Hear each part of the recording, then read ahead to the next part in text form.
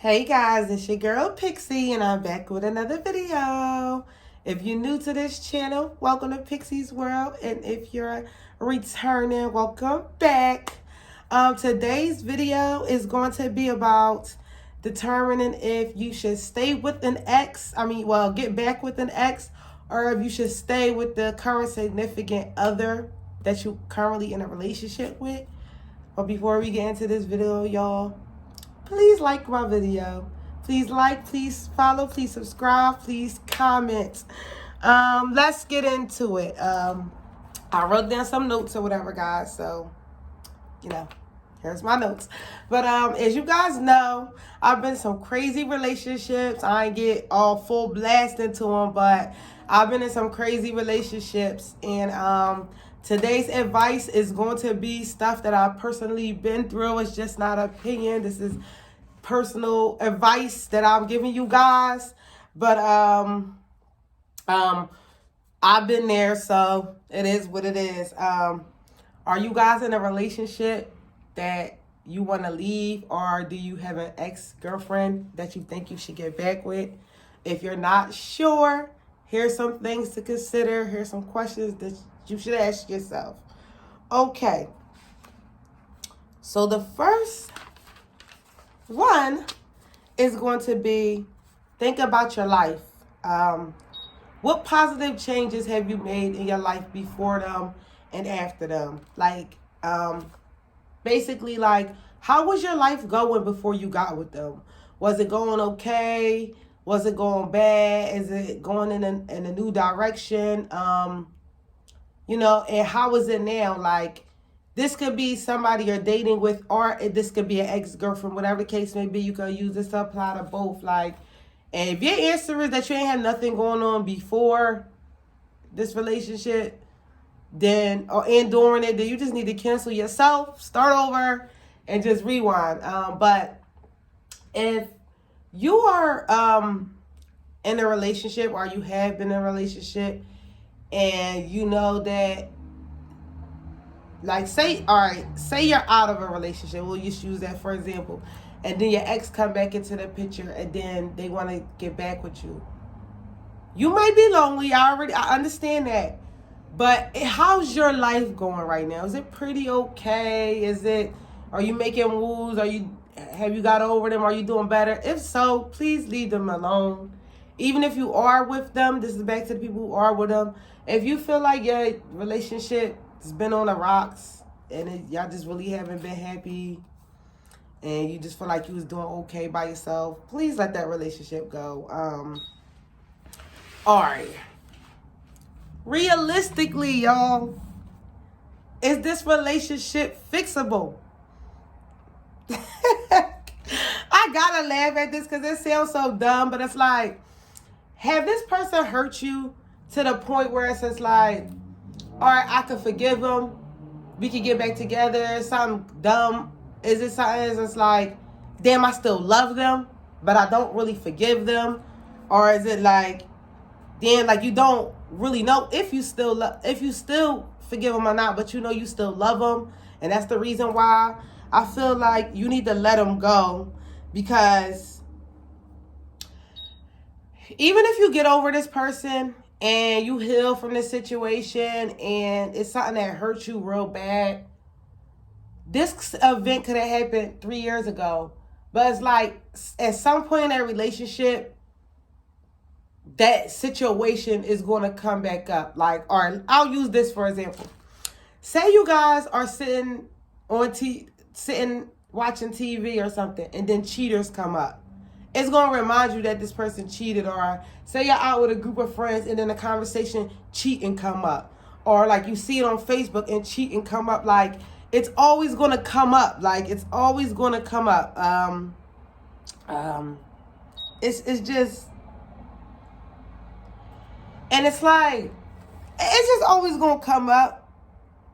And I also feel after a while, you're going to lose respect for your partner, because like I said, it's going to come up. You're going to start feeling foolish for taking this person back, knowing that they cheated. And 9 times out of 10, they're going to do it again. You feel me? And it's just you're going to feel crazy that you even took this person back. Or like, say your friends is grinding and they like, oh, I'll never take somebody who cheated on me back. It's just that constant reminder, and it's just like, you're going to start losing respect for that person. Like, you feel me? Like, I got an ex-girlfriend who, I wouldn't say cheated on me, but like, she did me dirty. And it's like, I don't care about it no more, but like, it gets bored up, and it's just like, it just reminds me of what a lame that person is.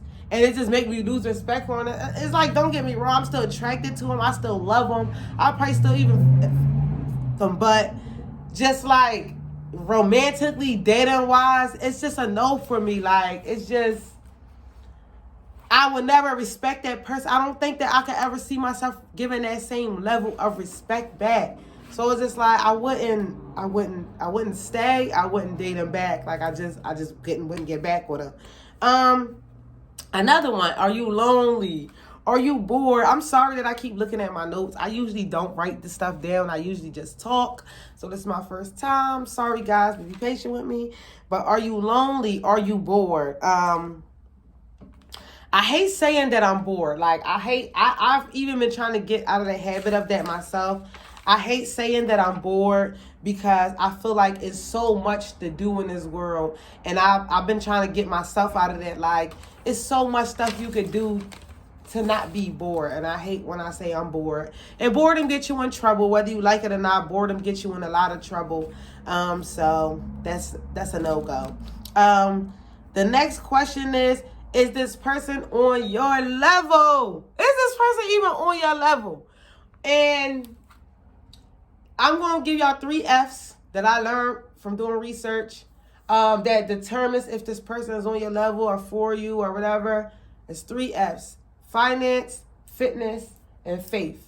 And it goes deeper than just the 3. Okay. Physically.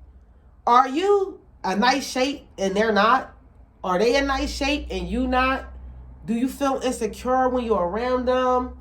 Do they feel insecure when they're around you?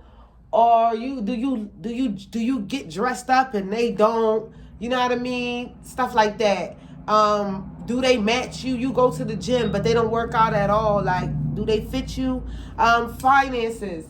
Not necessarily do they have the same amount of money as you, but you trying to start a business. Are they trying to start a business? You got money saved. Do they save money?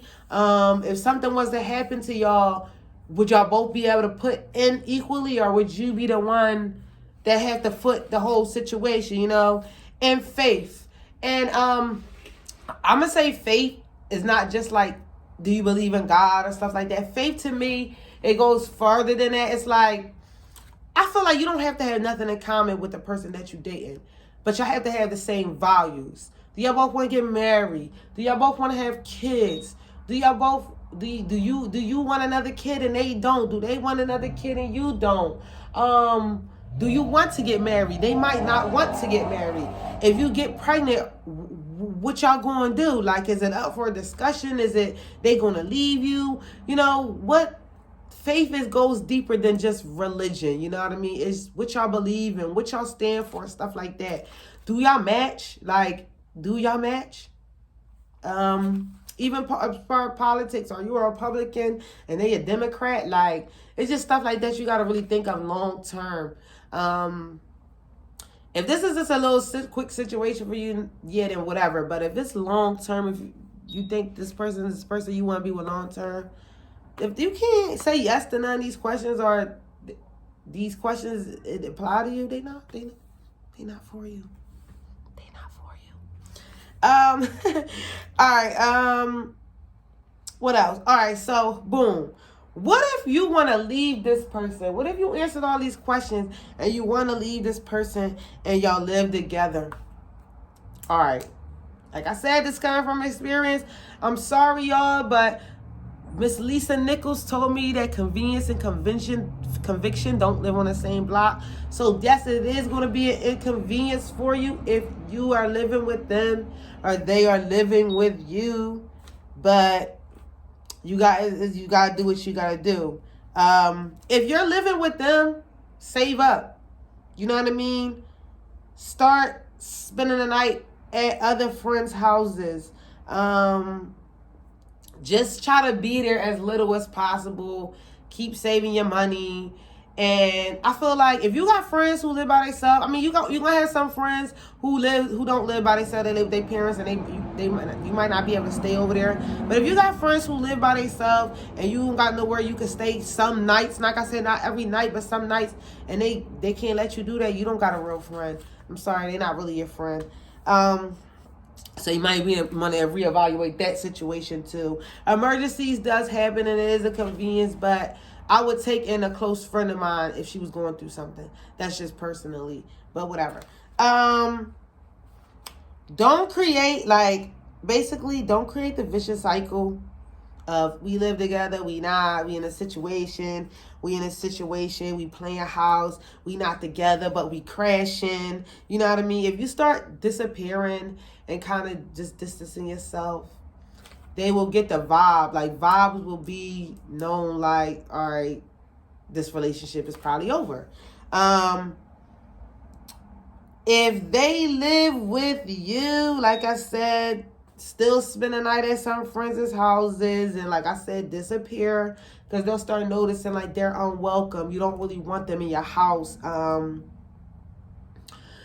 You don't really want them there. You know what I mean? So say y'all break up and they don't leave, what should you do? I feel like don't be mean, because they might not have nowhere to go. But my first thing is, I'ma hide your shit. Like, and when I say hide your shit, I don't mean every single thing. I don't mean it like that. But exes they don't really want your shit. They just be mad because you broke up with them, or they trying to be petty. This is from experience, you know. I had an ex-girlfriend try to break my Wi-Fi box on her way out the door. That wasn't that big of a deal, but when we used to argue, I used to hide my stripper shit, because that's how I make my money. So it's like anything else that you want to take from me is like, damn, that's corny, but it's like, it's replaceable. So like, hide your money, hide your shit. Like, people get petty. So you want to hide stuff that people know you care about, and they gonna fuck with. It's unfortunately, but you gotta do it. If it's some time going past, you really, really, really try and get them out, you're gonna have to call the cops. Most of the time, it won't have to get that far. Most of the time, they'll get the hint and they'll leave. I say give them time, because that is sudden. But like I said, the more you distance yourself from them, you're not really around it, you're not suffocated with that situation. Don't be cruel, don't be mean, because I feel like the meaner you are, like I said, you leaving your shit in there and they going fuck with your shit. Worst comes to worst, I hate to sound toxic, y'all. I hate to sound toxic with this next one, but if worst come to worst, you're going to have to pack all their stuff, leave it outside, and change your locks. 9 times out of 10, they won't come back. It's embarrassing. They going to just probably try to get their stuff and go. If you already done called the cops and let them know your situation, you try to break down the door or whatever, your landlord, let your landlord know, whatever, wherever you staying, like, let somebody know. Change your locks. I'm not saying that do that right away, but if it gets to be a certain amount of time and they just won't leave, then you gotta do what you gotta do. I hate to sound toxic, but I had to do it. It worked. I put their stuff out. I ain't have to worry about them again. I hate to sound toxic, like I said, but it is what it is. Like I said, that's that. All right. So things that you can do when, let's say you just got out of a relationship. Let's say you either like, damn, I want to get back with this person, but I know I shouldn't. So you need stuff to get your mind busy. Or let's say like you was living with them and you got them out your house, or you got out their house, whatever, just getting over the relationship, whatever. First one I'm going to say is stop being bored. Like I said, it's so much stuff to do. I even get on my nerves when I say I'm bored. Don't be scared to start over. Life is about change. It is what it is. Sometimes a new start over could be a blessing in disguise that you don't know about. So do not be afraid to start over. My next one is going to say, start working out, be more attractive, start feeling good about yourself. do what you got to do to feel good about yourself. And I'm not going to lie. When I used to be in the dumps about my relationship and I wasn't caring about how I look, it's like, first of all, that's how you attracted that person in the first place. So that's one reason why hot sparks could have disappeared. But even after that, like, your relationship too far gone at this point, so don't even matter. But it's just like, you want to attract people. Not saying to rush to get into a relationship, but you want to attract, like, you want to just feel good about yourself. The next thing I would say, I would pray, heal, talk to God, ask him. He got y'all. He'll help y'all out along the way. Just keep talking to God. The next thing I'm going to say is keep busy and, like, get a side hustle. Start making some more money. Ain't nothing never feel bad about making no money. The next thing I'm going to say is, which I did, do y'all research. Do y'all research on just basically, like, how to get over ex and what kind of things you should be looking for when you get into your next relationship. What expectations to have. What expectations should you have for yourself. Stuff to let you know if you're ready to move on for a relationship. I've been looking at a lot of videos recently, and I've helped me. That's where I got them 3 F's from: finance, fitness, and faith. So it's helping me learn, like, what I don't want and what to avoid with the next person, you know. Give yourself another chance at life. Don't give up. Don't think, oh my God, this is over. My life is over. I'll never find love again. Be positive. Give yourself another lease. Like I said, you might find something better than what you started out with. Give yourself a new lease on life. It's okay. My next one I'm going to say is be okay with your decision. Decision to leave. Don't feel like you're wrong because you hurt that person, or y'all both would have hurt each other longer in the long run. Like, be okay with the decision that you wanted to leave. Be okay with that. Be okay with that. Like, you can't beat yourself out about somewhere you're not happy in. Like, how are you wrong because you're not happy? So just be okay with your decision making. And